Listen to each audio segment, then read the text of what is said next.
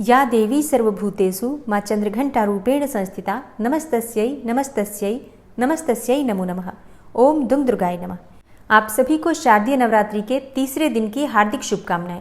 माँ चंद्रघंटा की कृपा सदैव आप और आपके समस्त परिवार पर बनी रहे। शारदीय नवरात्रि का तीसरा दिन है, तीसरा नवरात्रा है, तो इस दिन माँ भगवती दुर्गा के तीसरे स्वरूप माँ चंद्रघंटा की पूजा आराधना की जाएगी। आज के दिन आपको किस प्रकार से माँ चंद्रघंटा की पूजा आराधना करनी चाहिए, माँ का स्वरूप क्या है जिसका आपको पूजा के समय ध्यान करना है, किन मंत्रों का आज के दिन आपको जप करना चाहिए, माँ चंद्रघंटा का प्रिय पुष्प क्या है, प्रिय भोग क्या है, और आज के दिन किन रंगों के वस्त्र धारण करके माँ चंद्रघंटा की पूजा आराधना हमें करनी चाहिए, कौन सा उपाय करें जिससे कि माँ चंद्रघंटा प्रसन्न होकर हमें हमारी कामना के पूर्ण होने का, व्रत और पूजा के पूर्ण होने का आशीर्वाद दें। तो आज की वीडियो में माँ चंद्रघंटा की पूजा से संबंधित संपूर्ण जानकारी आपसे शेयर करने वाली हूँ, इसलिए वीडियो को पूरा जरूर देखिए। तो सबसे पहले जानते हैं कि माँ चंद्रघंटा की पूजा का महत्व क्या है। देखिए, माँ चंद्रघंटा की पूजा करने से साधकों को लंबी आयु का वरदान प्राप्त होता है, आरोग्य की प्राप्ति होती है, सुखी और संपन्न होने का वरदान प्राप्त होता है। माँ चंद्रघंटा की आराधना करने से साधक के समस्त पाप और बाधाएं नष्ट हो जाती हैं।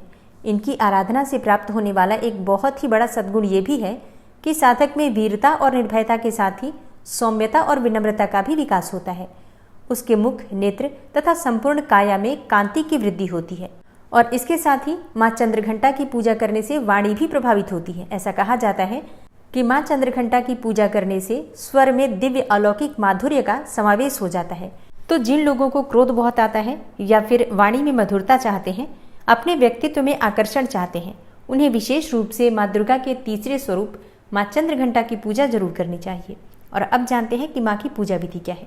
देखिए, पूजा की विधि बिल्कुल वही होती है। सुबह आपको जल्दी उठना है, नित्य कर्मों से निवृत्त होकर भगवान सूर्यदेव को जल दीजिए, फिर अपने घर के मंदिर में या फिर जहाँ पर भी आपने माँ की चौकी लगाई है वहाँ पर आ जाइए।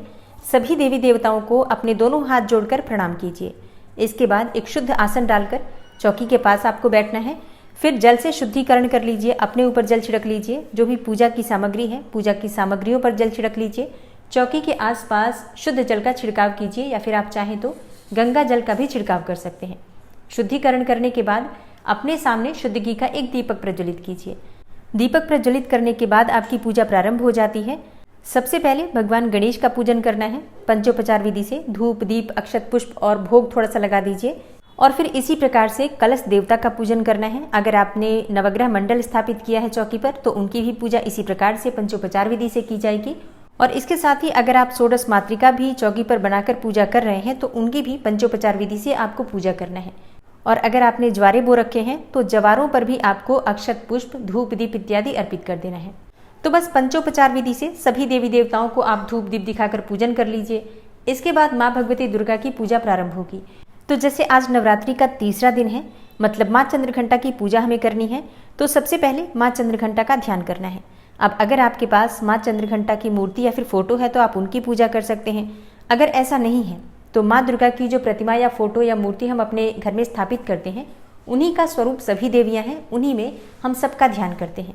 अपने हाथ में पुष्प लेकर माँ चंद्रघंटा के स्वरूप का ध्यान कीजिए। माँ चंद्रघंटा का स्वरूप क्या है जिसका आपको पूजा के समय ध्यान करना है। देखिए, देवी चंद्रघंटा का स्वरूप परम शांतिदायक और कल्याणकारी है।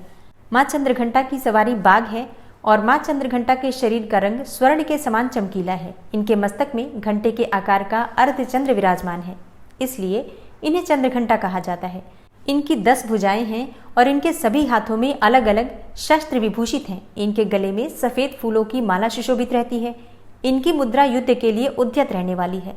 इनके घंटे की सी भयानक ध्वनि से अत्याचारी दानव, दैत्य, राक्षस सदैव प्रकंपित रहते हैं।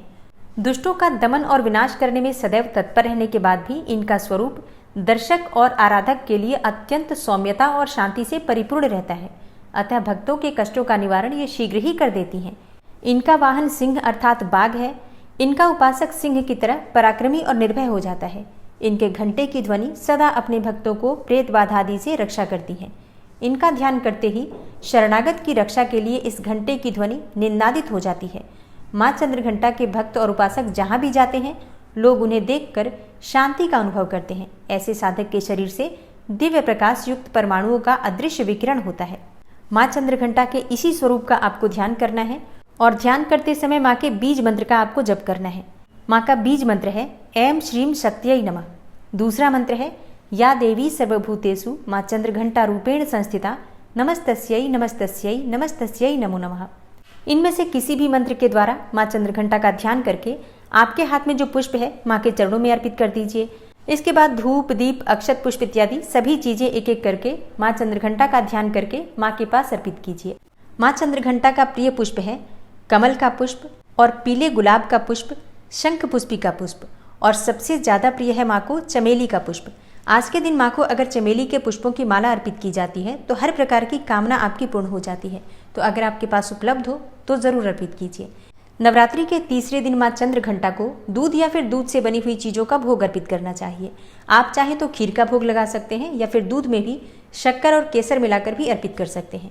और इसके अलावा जो भी ऋतु फल आपके पास उपलब्ध हो, चाहे केले का फल या फिर कोई भी फल, तो माँ को अवश्य अर्पित कीजिए। आज के दिन हमें किस रंग के वस्त्र धारण करके माँ की पूजा करनी चाहिए, तो देखिए आज माँ का प्रिय रंग है भूरा और सुनहरा। तो जो भी सामग्री आपके पास उपलब्ध है उससे विधि विधान से माँ दुर्गा के तीसरे स्वरूप का ध्यान करके माँ चंद्रघंटा का ध्यान करके पूजा कीजिए। और पूजा करते समय माँ चंद्रघंटा के मंत्र का अपनी इच्छा के अनुसार 11 बार 21 बार जप कर सकते हैं। इसके बाद जो भी आप पाठ करना चाहते हैं, दुर्गा सप्तशती का या फिर कोई नवार्ण मंत्र का जप करते हैं या फिर कोई भी मंत्र जप कर रहे हैं तो बिल्कुल कर सकते हैं। अब जैसे कि आपकी पूजा पूर्ण हो जाएगी तो आपको आरती करना है कपूर और लौंग जलाकर, और इसके बाद क्षमा प्रार्थना करना है। और हाँ, माँ चंद्रघंटा की कथा भी जरूर सुननी चाहिए। जब आप सुबह या फिर शाम को पूजा करते हैं तो किसी भी समय, चाहे तो दोनों समय या फिर किसी भी एक समय, माँ चंद्रघंटा की कथा भी अवश्य सुननी चाहिए। और सुबह की पूजा पूर्ण कर लीजिए जिस भी प्रकार से आपके पास समय हो। अगर आपके पास सुबह बहुत ज़्यादा समय ना हो तो बाकी की पूजा आप शाम के समय भी कर सकते हैं। कोई भी मंत्र अगर आप जपना चाहते हैं, सुबह समय ना हो तो आप शाम के समय भी जप सकते हैं। शाम के समय फिर से माँ को भोग अर्पित किया जाता है और माँ की आरती की जाती है। और एक और चीज़, आज माँ चंद्रघंटा की पूजा की जाती है तो विशेष रूप से घंटी अवश्य बजानी चाहिए। सुबह की पूजा में भी और शाम की पूजा में भी जब आप आरती करते हैं तो घंटी अवश्य बजाइए। शास्त्रों के अनुसार माँ चंद्रघंटा की पूजा में जब हम घंटी बजाते हैं तो सभी प्रकार की नकारात्मक ऊर्जा नष्ट हो जाती है। माँ अत्यंत प्रसन्न होती हैं और भक्तों की मनवांछित कामना को पूर्ण करती हैं। तो सुबह और शाम की पूजा में घंटी वैसे भी प्रतिदिन बजाइए, लेकिन आज तो विशेष रूप से बजाना चाहिए। दोस्तों, चंद्रघंटा माँ की कथा आपको कल सुबह मिल जाएगी। और हाँ, उम्मीद करती हूँ कि आप लोग प्रतिदिन की दुर्गा सप्तशती की कथा अवश्य सुनते होंगे। तो ये है आज की वीडियो। उम्मीद करती हूँ आपके लिए उपयोगी होगी। अच्छी लगी हो वीडियो तो लाइक कीजिए, ज़्यादा से ज़्यादा शेयर कीजिए। और चैनल पर पहली बार आए हैं, अगर अभी तक आपने चैनल को सब्सक्राइब नहीं किया है तो आज की वीडियो अगर आपको अच्छी लगे तो चैनल को सब्सक्राइब करके बेल आइकन को ज़रूर प्रेस कर लीजिए। इससे ये होगा कि इस चैनल पर जो भी नई वीडियो अपलोड होंगी उनकी नोटिफिकेशन आपको सही समय पर प्राप्त होगी। मिलती हूँ मैं आपसे अगली वीडियो में, तब तक के लिए नमस्कार।